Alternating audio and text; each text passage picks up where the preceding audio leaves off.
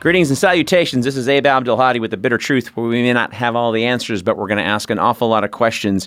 You can also visit us at patreon.com/The Bitter Truth if you want to support the show. And if you like what you've been hearing for the last year or so, hopefully you will want to become a bitter pill or a spoonful of sugar and make your life better. Today, I'm really excited and honored to have activist and author Cindy Sheehan. Some of you may not know who she is, and some of you may know who she is. And if you do, good, because she's awesome.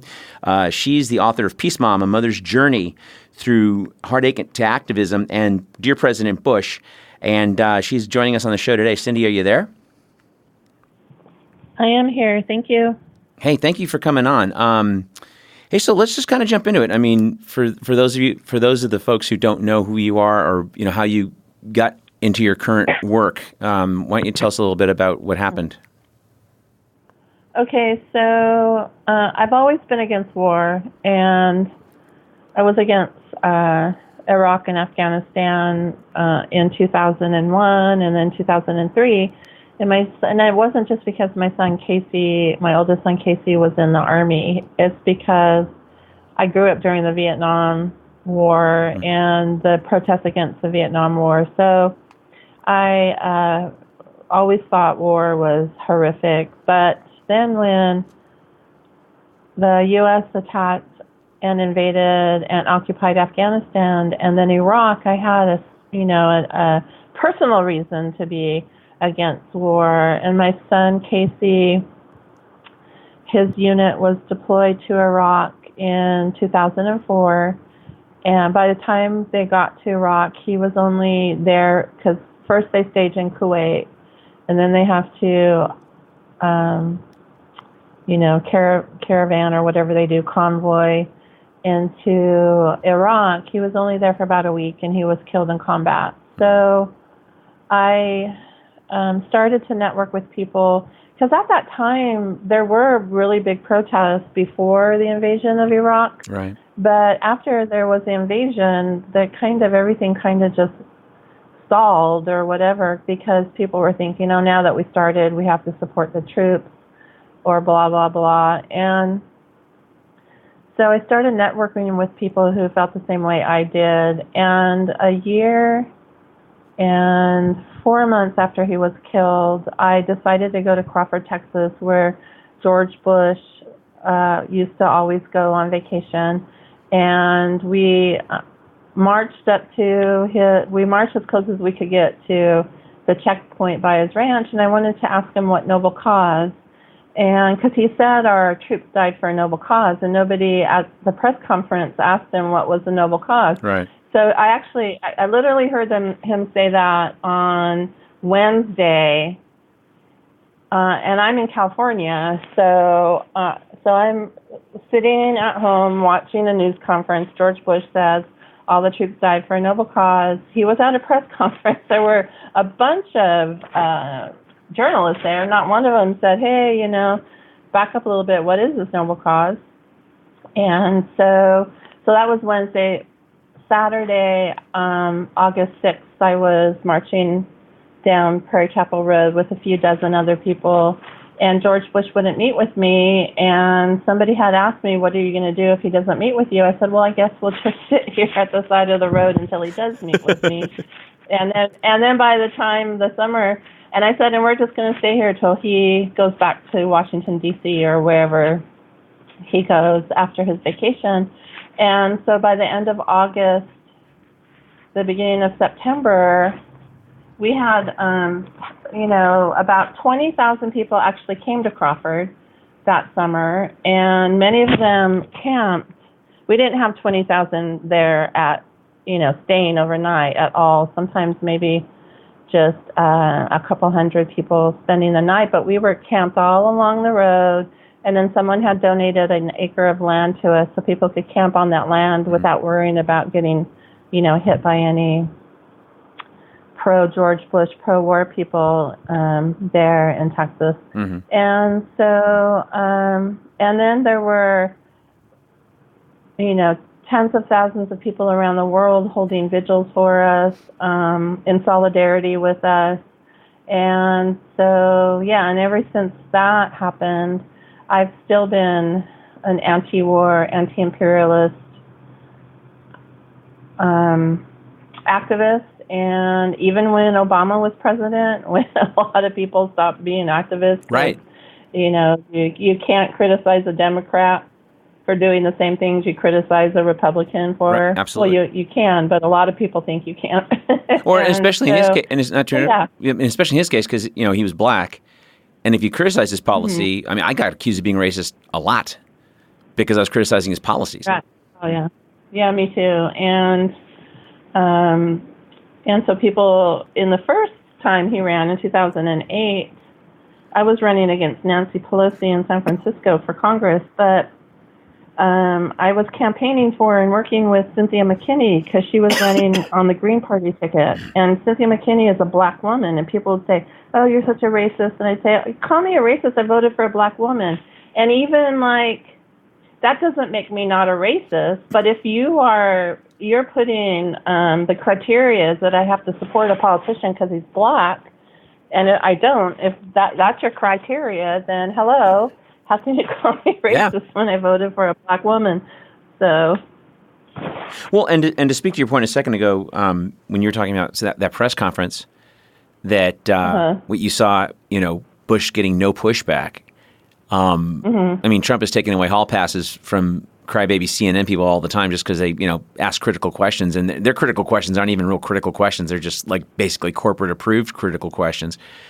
And for none of these people to ask what that noble cause was, isn't that just another symptom of the corporate media just in full force? I mean, I think by the time Bush came into office, it was perfected, right? Mm-hmm. Well, and that's another, that's also a good point because they might be asking Trump, questions about things, and like you said, they're not even hard questions, but they could have been asking the very same questions from Obama for 8 years, and they didn't. So, and I know when I was in Crawford, and global media came to cover it. At the end of the day, about 2:00 in the morning, I'd go into my trailer that one of the activists had provided for me, and I'd be trying to go to sleep. My throat would be burning from talking all day. I did so many interviews. But then I was critical of the media also when I was doing these interviews. I was on Anderson Cooper one time. He was in New York or wherever he is, and I was in Texas, so it was remote. And I said, I wouldn't even be here if you guys asked the tough questions. Not one of you guys asked him what's the noble cause. And so Anderson Cooper says, we can only ask so many times. I'm like, it's not even about asking questions. It's about doing research, right? Isn't that what journalism is about? So that little so-and-so came out to Crawford, Texas within a few days to do a hit piece on me. And he invited a bunch of Republicans on to talk bad about me and stuff. And I know. Well, so he's attacking me. He's attacking me and not even questioning George Bush. Right. Well, that's because he's a piece of shit, and we say that on this show because we can't. Can I say shit? Oh, yeah, you say shit, fuck, whatever comes to your. I was going to call him that little prick, Anderson Cooper, but on my show I can't because my engineer gets really mad at me if I cuss. Well, I'm very fortunate. I say we all the time, but in reality, it's just me, and the guys at the studio are very lenient, and they don't really care what I do, so it's okay.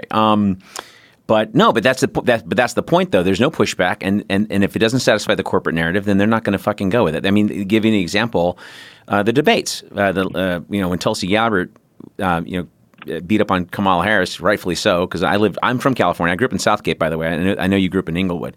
Well, no, I was born in Inglewood, and I grew up in Bellflower. Oh, Bellflower. Okay, I grew up in Southgate till I was 18 years old, and very close. Yes, yeah, very close. Yeah, I know the area, and but yeah, she, everybody was, any interview they got with her after the debates, they were beating up on Tulsi Gabbard about Syria and being an Assad apologist. But with Kamala Harris, they weren't even asking her to defend the record that Tulsi Gabbard, by the way, correctly and factually pointed out. And I mean, you're from California. She was one of the worst attorney generals we've had in our lifetime. I think you and I are about the same age. And Yeah, 100%. And that's what those folks did. And I lived in San Francisco when I was running against Nancy Pelosi when she was the city attorney. Yeah, terrible person. And she's. I'm glad that her record got called out for sure. 100%. But nobody cares. The Democrat voters don't care about that. No, they don't. And I live in Austin. And Look at we had Brown in California for 8 years. Brown is a terrible, terrible politician and a terrible person. Mm-hmm. And so we had him for 8 years. So as long as somebody's a Democrat, they'll get voted for. And that's the thing is it seems to me that the Democrats labor under the delusion that this is still the FDR days of the Democratic Party. Because they'll look at a Joe Biden and say, well, he's better than Trump. I'm like, really? He is Trump. He's going to put out nicer tweets. Right. He will put out nicer tweets and talk about Scranton all day. But he is Trump. He is as grabby. He's weird. The crime bill, both crime bills, communications bill, voted for the Iraq War. And just like Bush won after the Iranian jetliner got shot down in the 80s, he makes no apology. It's that whole American exceptionalism. We have nothing to apologize for. Yeah, you fucking A do. And that's what a lot of the Democrats. This is my Democrat criteria. So there was Clinton, and then Bush was stupid Clinton, and Obama was black Clinton, and Hillary is female Clinton, but she is. So that's very. Those are my criteria. You know what? That's for very the Democrat well. That's very Party. linear. That's because I usually just call Obama the Black Reagan, and I don't really connect the. I mean, I always say. Clinton was the third and fourth term of Bush. Bush was the third and fourth term of Clinton. Obama was the third and fourth term of Bush. And Trump is the third and fourth term of Obama. He's just an uglier version of it. I mean, everyone ignores the fact that Obama deported 2. Obama, is good, is calling him, what did you call him about? Black Reagan. No, you said Clinton. Black Reagan, because Reagan was his favorite president. He thought Reagan ushered in a better era for Americans. Yes, he did, and then Obama would think that because he deported 2.7 million undocumented workers, which is something a progressive does. Right, and also increased the prison industrial complex. Yeah. Didn't do anything. Workers or unions, dropped 26,000 bombs per day. So it doesn't really matter who's president. You just have to. Be critical and, just highlight the fact that I don't like Trump. I can't stand Trump. Sure. But you have to highlight the fact that he's not really doing anything that any of the presidents before him. But he's not super duper. But he's not super duper. He's not. Presidents before him did this stuff. But he's not super duper. He's a pooper duper. He's not super duper. He doesn't. He's ugly. That's the only reason why people don't like him. I know people that hate his guts on a visceral level, want him impeached. I get it. I don't like him either. Mike Pence is better. Oh, but he's gonna be right. better. No, Mike Pence is more dangerous. Absolutely, because he's smooth and he's stealthy and he's kind of got that sinister, creepy like Dr. Obama. Evil vibe. Yeah. Just like Obama. Obama was very smooth. The more effective evil. Yes. Absolutely. And this is, I want to get into this a little bit too, because you're one of the few people that I saw in public protest Obama and challenge his war policies every bit as vociferously as you did George Bush. And and I know it was a while ago now, but I know you got sued for not paying your taxes, and you had a goddamn good reason for that. You want to talk about that a little bit? Well, I'm a war tax resistor. And so after my son was killed in Iraq, and this wasn't back in 2004 when he was killed, he was killed in April, so we had already filed our taxes, and this is one of the reasons I'm not married anymore. And so I just told my ex-husband, I said, I don't care what you do, I'm not paying any more federal taxes, so, you can go ahead and keep on filing or whatever, but you can't put my name on it. And so I just stopped paying my taxes because of my son being murdered. I was like, doesn't matter how much I owe the IRS. they owe me way more than they can't even. I can't even bill them a monetary amount for what the United States of America took away from me for lies. But then after I started doing that and became a war tax resistor, I started being ashamed of myself that I ever paid taxes. Because even though my son was killed, and I did have a really good reason to stop paying taxes.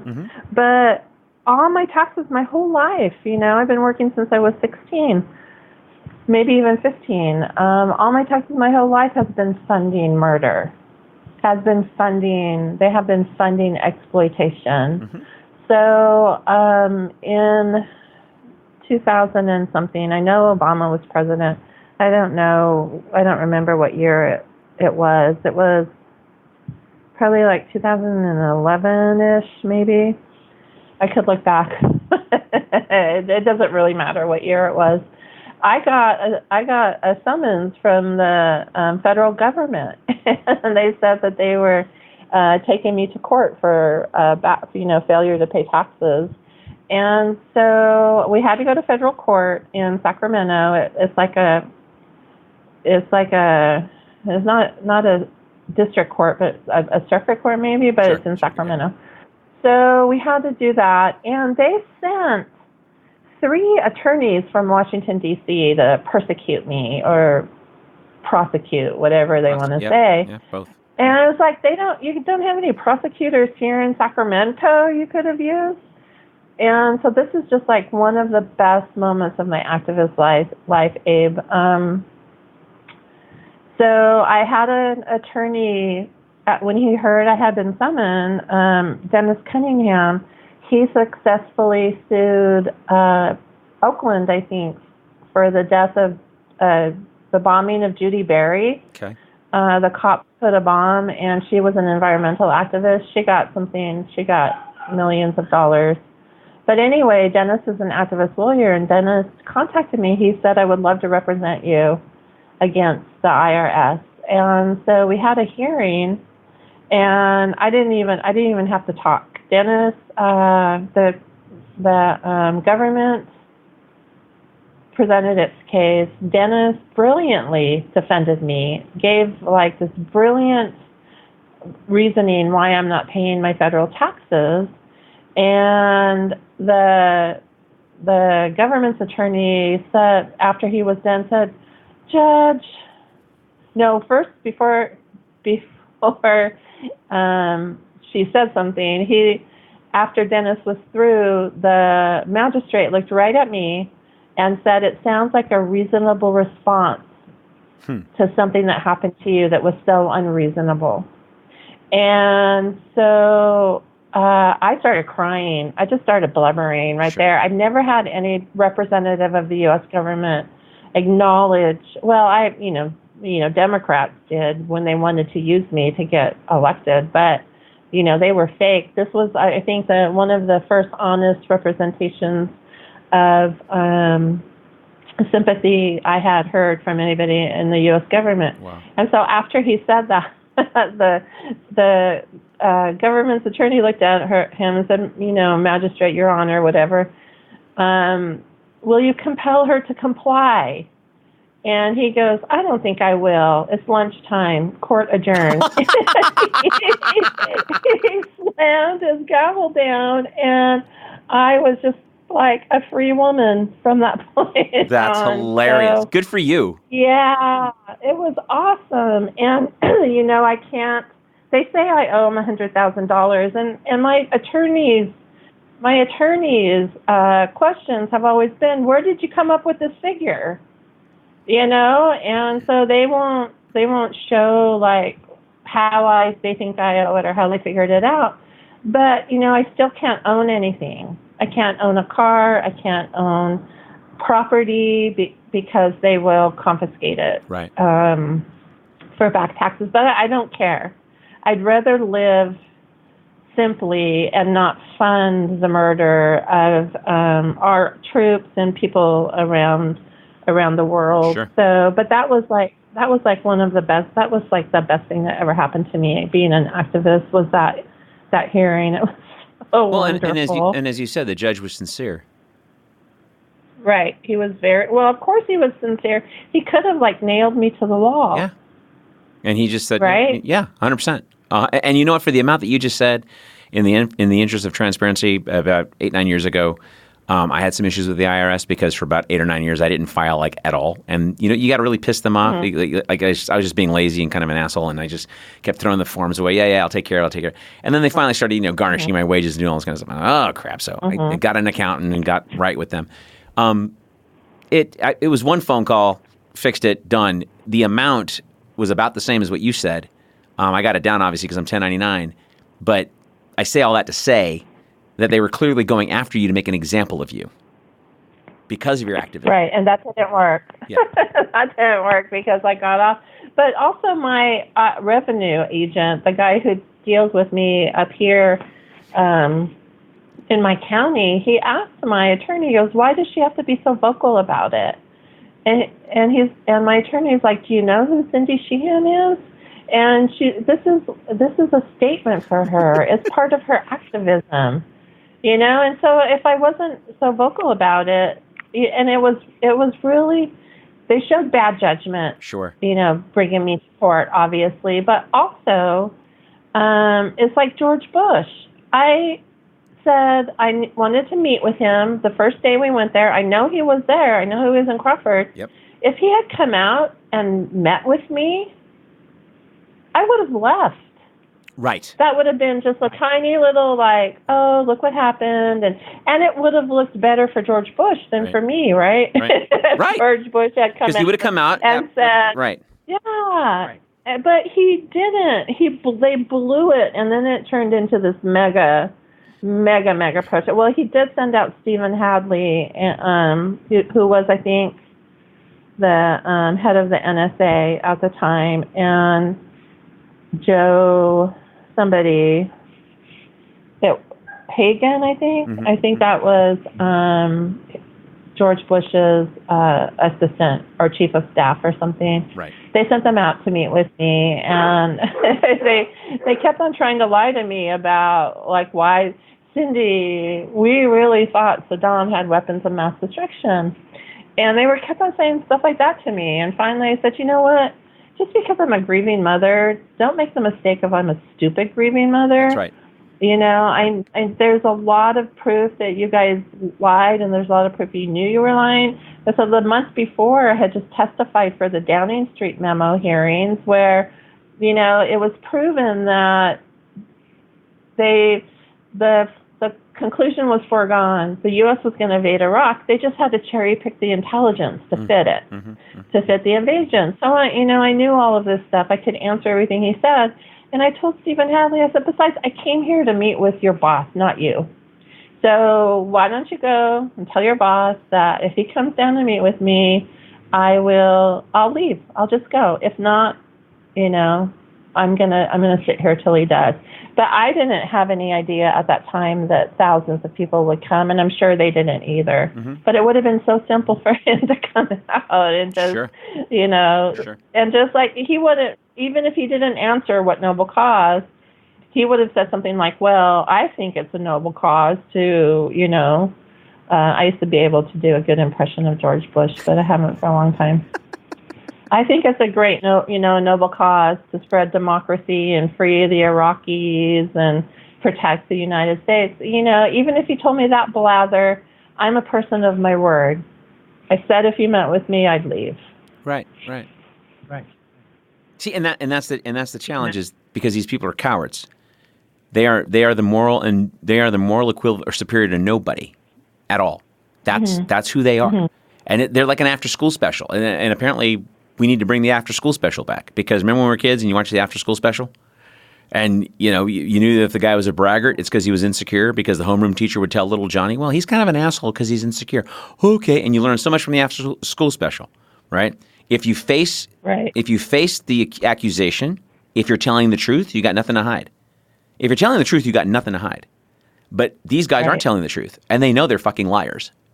Every last one of them, and for at least they're very good at it. They're very good at lying.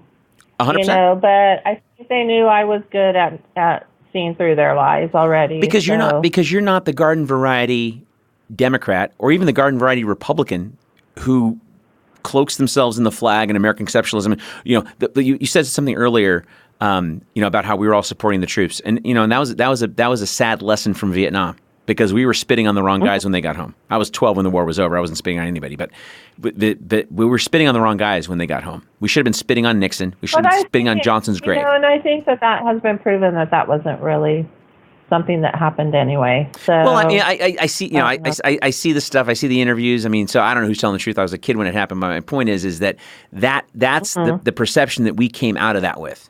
So anytime we would send our kids into harm's way, the idea is, no, support the troops. I support the troops up and down. Anybody that's brave enough to volunteer and go do that, of course, I commend their bravery. But I condemn the government that sends them into harm's way for no good reason. There's not a single fucking reason we're in war for 18 years with any of these people. Not one. Right. Not one, unless it's to pursue and further corporate interests. I mean, when Trump dropped those... there's a lot... Oh, I'm sorry. No, when Trump dropped those bombs in 2017 in Syria, and everyone's like blathering about, he looks presidential. Like Van Jones, even 6 months ago, Van Jones is saying it's a whitewash, and he's upset and about to cry because Hillary Clinton, Madam Head Injury, lost the election. 6 months later, he's presidential, and Trump's stock went up. His Raytheon stock went up because they were all Tomahawk missiles from Raytheon. Right. And nobody asked that question. That's right. Right. Well, I was going to say, as to the Vietnam vets supposedly being spat upon when they got home from Vietnam, a lot of those troops were killing their superiors, something known as fragging. Yes. And they didn't want to be there either. Right. And so, I know so many Vietnam vets or people who... went to Canada or Sweden or went to prison instead of going to Vietnam. So, this is the issue that just really needs to be addressed. And also, we are supposed to support the troops like it's some kind of religion. Right. But almost 30 veterans a day commit suicide. Yep. How come they're not getting the support? We're not murdering them. That's right. Peace activists aren't murdering veterans. They're killing themselves because of what they had to do and what they had to see and not getting the proper help they need when they return.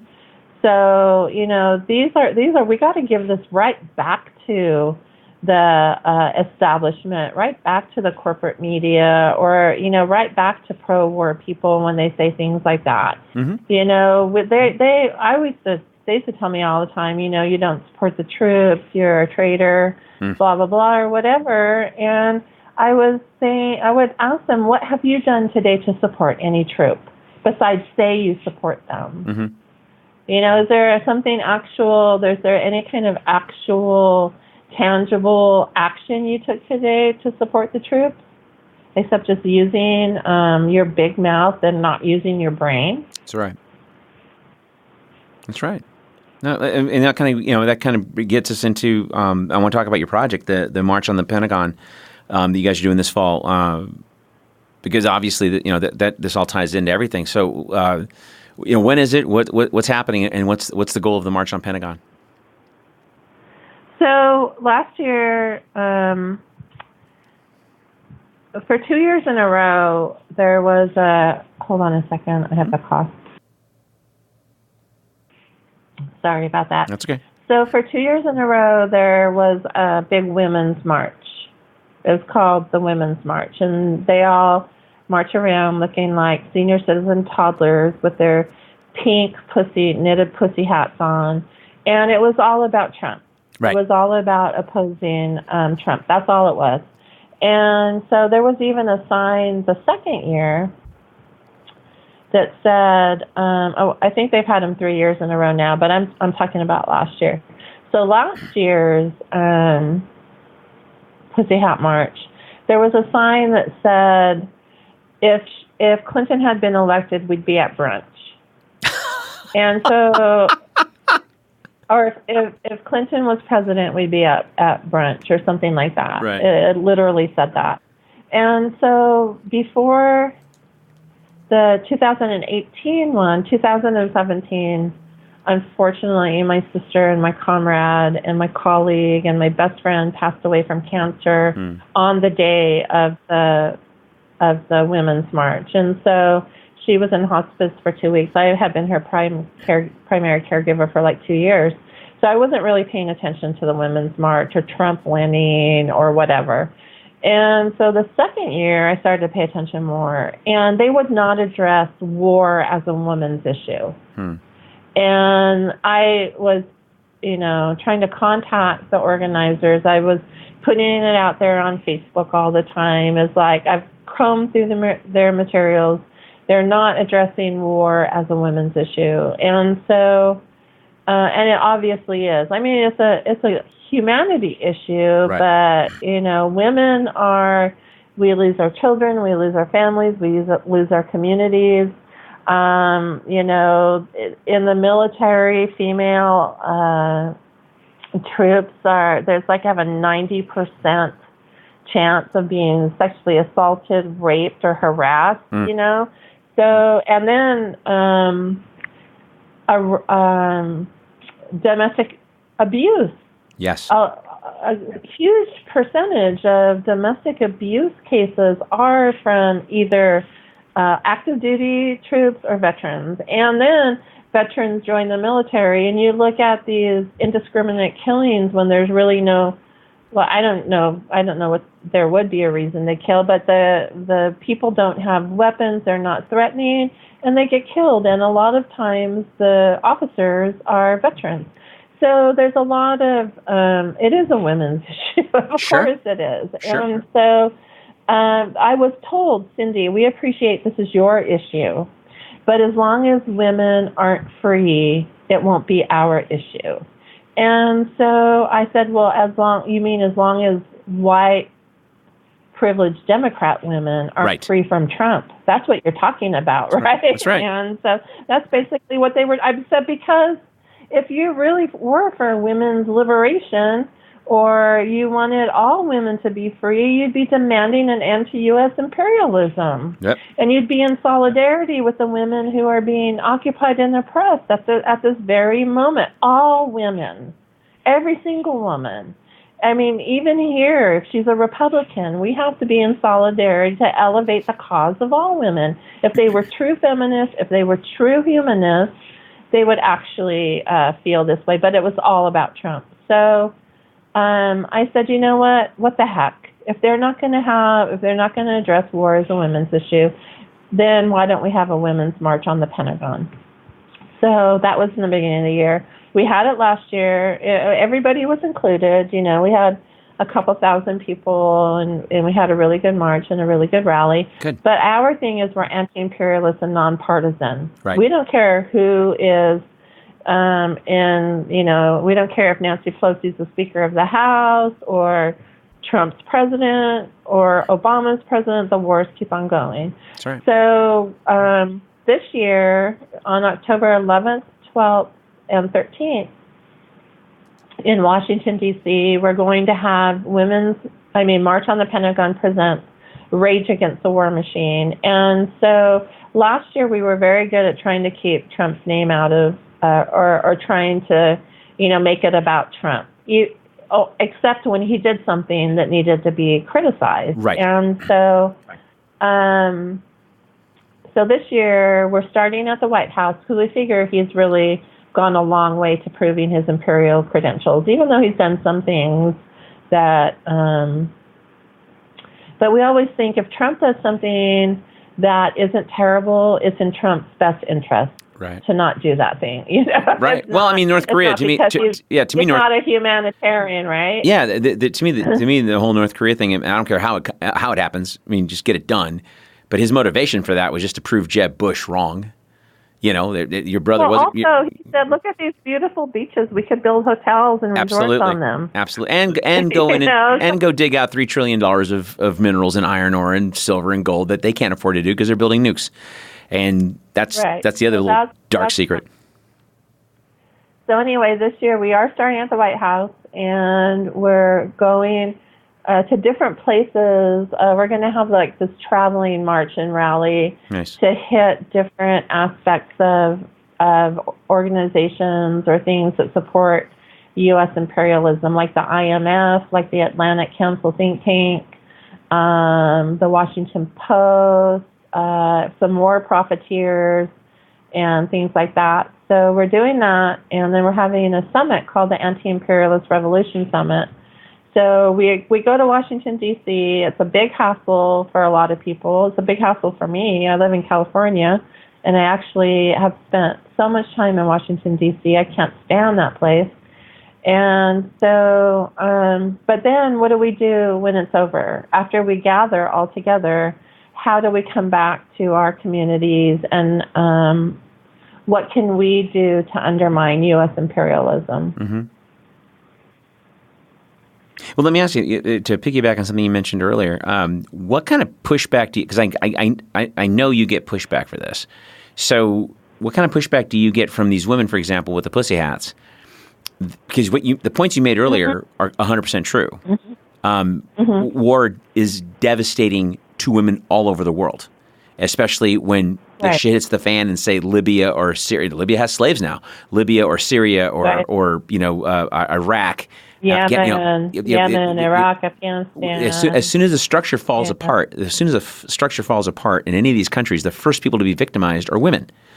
And so if you're feminist at all, or you believe in women's rights, I mean, so what do these entitled, spoiled white Democrat women say to that? What kind of pushback do you get?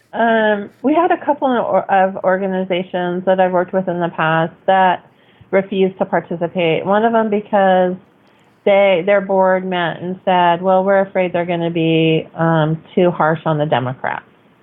And so, I was like, of course we are, because they're the war party. I mean, you're supposed to be a peace organization, but you don't criticize the Democrats. Right. They're at, just as bad or worse than Republicans when it comes to this issue. Sure.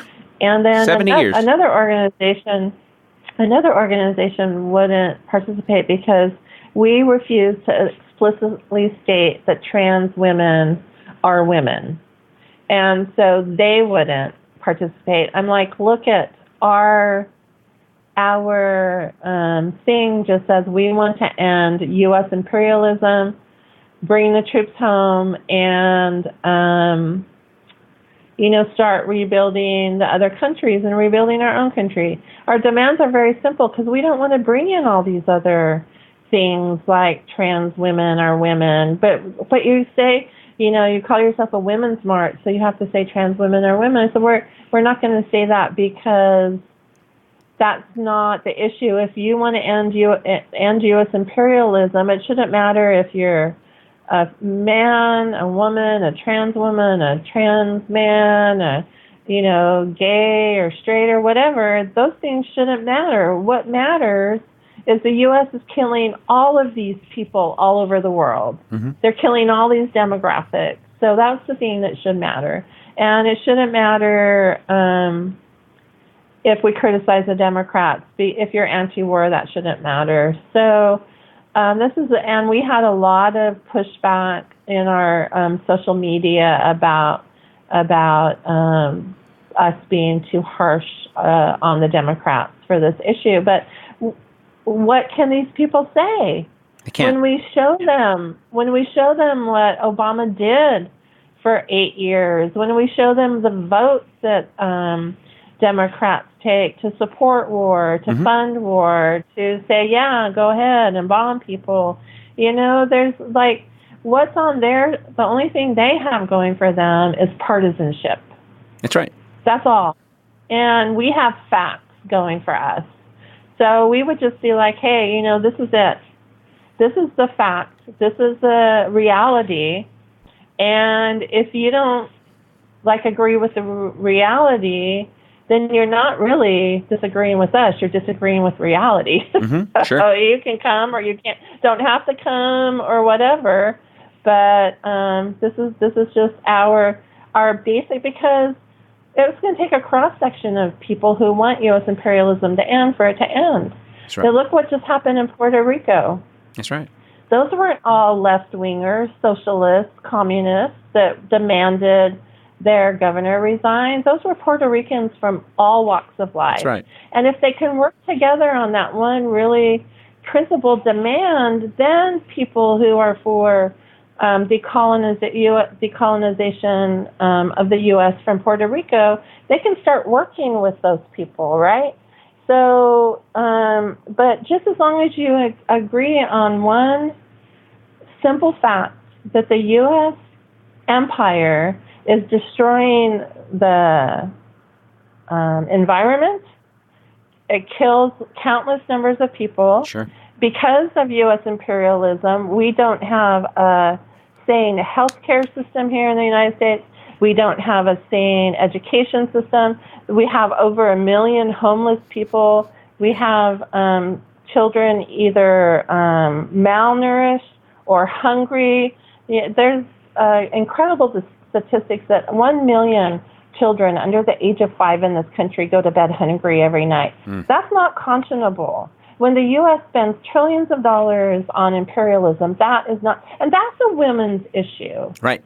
You know, my babies are starving, and you guys are out looking ridiculous, marching with your pussy hats on, not addressing the issue that my babies don't have enough food to eat. Right. And even if they have food to eat, it's not nutritious food. It's junk food. It's junk. Shit. It's right. crap. Yep. And so we have these, and you know why the United States is such a shithole? Because of war and imperialism. Yep. And so if you can't agree with that, then just go fuck yourself. We don't need you. 100%. 100%. Well said, by the way. That was good. Thank you. No, because I'm just getting a little bit on my my high horse here. Hey, no, you know what? Your horse can't be high enough, Miss. I'll tell you that. Swear to God. But that is the case, isn't it? Because that's the challenge we have. When I'm in Austin, Texas, it's supposed to be the blue, chewy nougat of hard red Texas, and right. I know 3 guys that are kind of on the same page as me, and a few more in California, and that's it. Everything else, it's like just a daily siege of my mouth hanging open and going, really, dude. Right. And the thing and even fucking Bernie does this, where you can't just say, we don't belong in Venezuela. He has to tack on that fucking CIA bullshit, right? No. Well, he's a dictator. No, yeah. dude. Okay, first of all, Jimmy Carter, who's not exactly a dove, right? He even said that was the cleanest election he'd ever seen, and a ton of different organizations who had validated that election, like him or not, it's none of our fucking business. Sorry you don't like him. None of our business. You don't tack on that CIA bullshit. Well, he's a dictator. No, he's not a dictator. Okay, but by that metric, I should invade. Let's just roll back. How about if Hillary walks into the Congress, I got the popular vote, the Electoral College, fuck that, and I'm president now, and I'm inviting China and Russia to invade us because we have a poverty rate that's more than the entire population of Venezuela at around 41 million people. As you said, 1 million kids under 5 go to bed hungry. I'm in Austin, Texas. We've got about 3,000 homeless people living under bridges and in the street. And the city just washed their hands of any responsibility by making it completely legal to camp anywhere. So then that way they don't have to worry about, a lot more police enforcement because our chief just basically quit and went to Houston.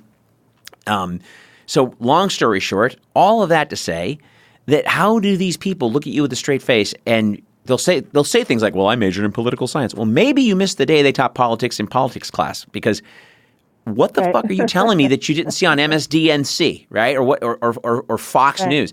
And you notice how I'm sure I know you notice.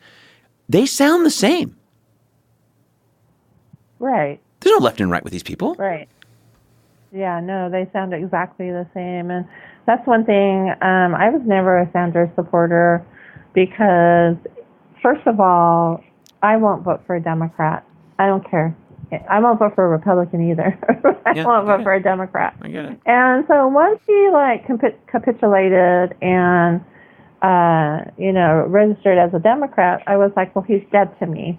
But then I started looking at things he said, his policies. He also, in the first campaign at least, stayed way far away from war. Didn't talk about war that much at all.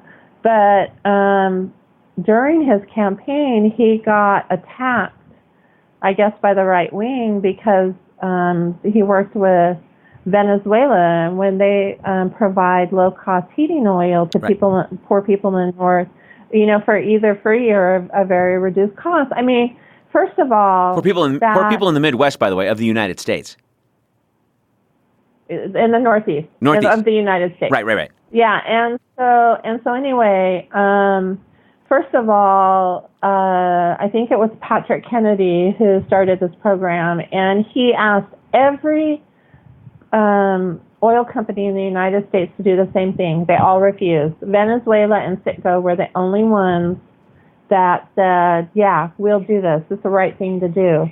And so if Bernie works with Venezuela to help provide low-cost heating oil to people in his state, I think that's a wonderful thing. Sure. But you know what? He put out an email the day he got attacked by this, and he called Hugo Chavez a dead communist dictator. That's right. And I was like, fuck you. Yep. I'm never, ever, ever going to like you again. And no, I don't care what you're going to do. First of all, I personally knew Hugo Chavez, and putting my love for him aside, he did so much for the poor people of Venezuela and the poor people of the United States and Cuba and many places in Latin America.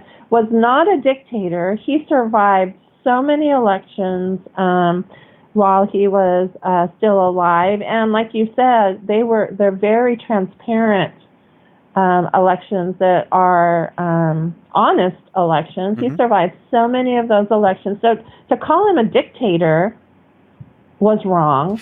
To call him a communist was wrong. Right. He was a populist who was moving towards socialism. Mm-hmm.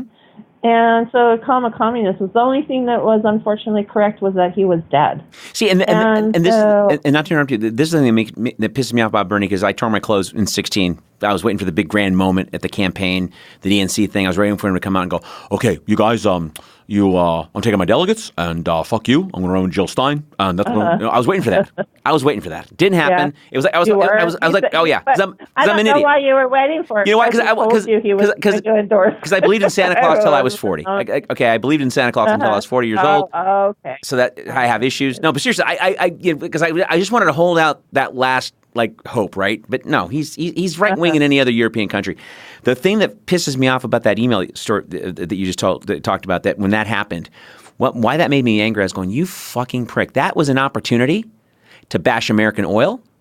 That was an opportunity to educate people on, okay, here are your oil companies. Oh, by the way, who we are fighting wars for and our kids are dying for, and we're killing 2.5 million Iraqis alone.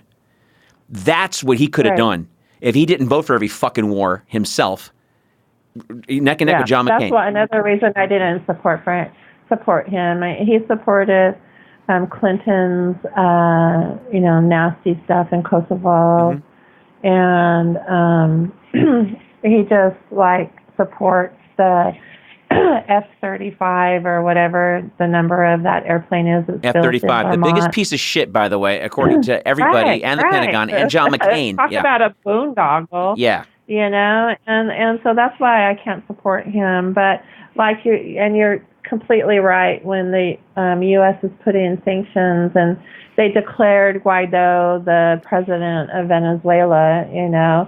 A lot of Democrat politicians came out and they said, oh, we don't support sanctions, we don't want war, but Maduro is a brutal dictator who kills his own people and stuff like that. That just there was this big letter that a lot of peace groups, you can't see me, but I'm using my air quotes, a lot of peace groups sent out saying, sign on to the Ro Khanna letter, because the Ro Khanna letter is opposing war. He's a rep here from California. Oh yeah, I know who he is. Yeah, I knew you knew. I was telling your listeners. So said they said supports this letter because it doesn't want sanctions or an invasion of Venezuela, but it had at least 2 long paragraphs of how a terrible person Maduro is and how terrible it is in Venezuela. They don't have free elections, blah blah blah, everything. And if it said anything is wrong there, it didn't say that everything that's wrong there is because of U.S. sanctions. Right. Well, and they never will. I mean, you can get Bono and Angelina Jolie to talk about starving kids all day, right? But they never say it's because we fucked up. Right. Right? It's like, won't you help the poor people of Libya? Oh, okay. What happened to Libya? Well, it's the U.S. has been trying to undermine Venezuela since 1998. Oh, hell yeah! It's been doing everything in its power to overthrow the Bolivarian Revolution, just like it's been doing everything in its power to stop the socialist revolution in Cuba, and since 1959.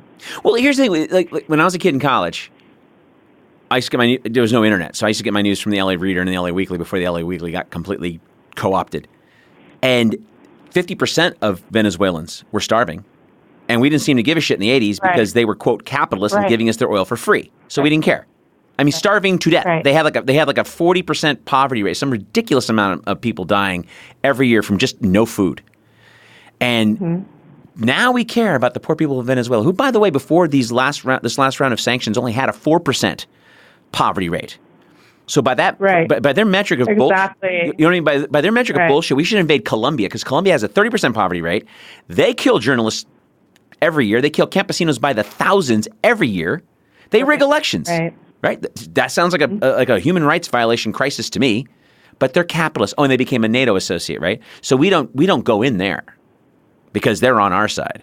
We're so full of shit. We occupy 149 countries. Go ahead. I'm sorry. Well, look at the U.S.'s friendship with Saudi Arabia. Oh, yeah. That's kind of the same thing. Oh, yeah. Saudi Arabia and Israel.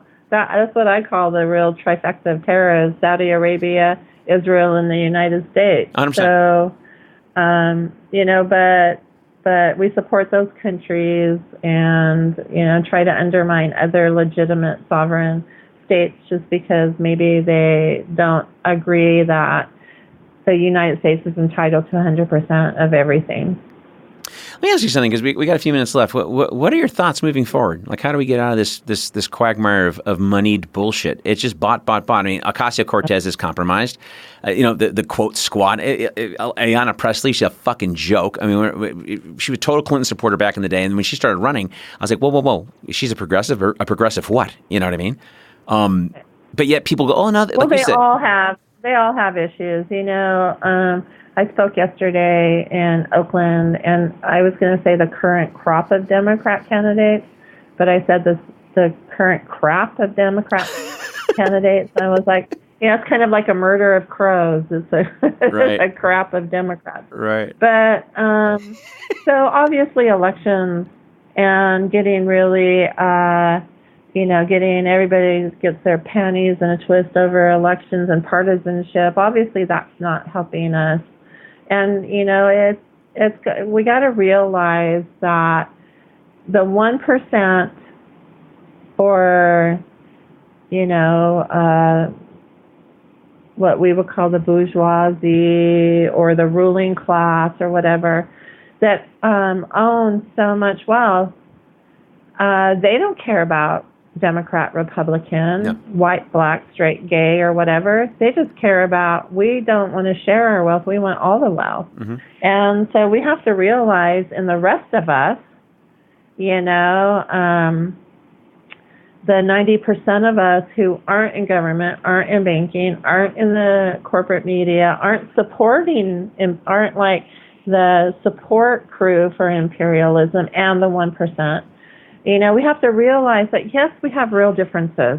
I have super duper, I just went by the high school and he had a big Trump Make America Great Again flag on the back of it. He's a high school student, his truck. But, so there's a lot of differences that we have, but we need to unite around the things that really matter and the things that we can agree on. And the thing is, Abe, this empire is going to collapse. 100%. It's inevitable. It's inevitable. They are like everything you see the so-called ruling class doing, which Hugo Chavez called the squalados, the squalid ones.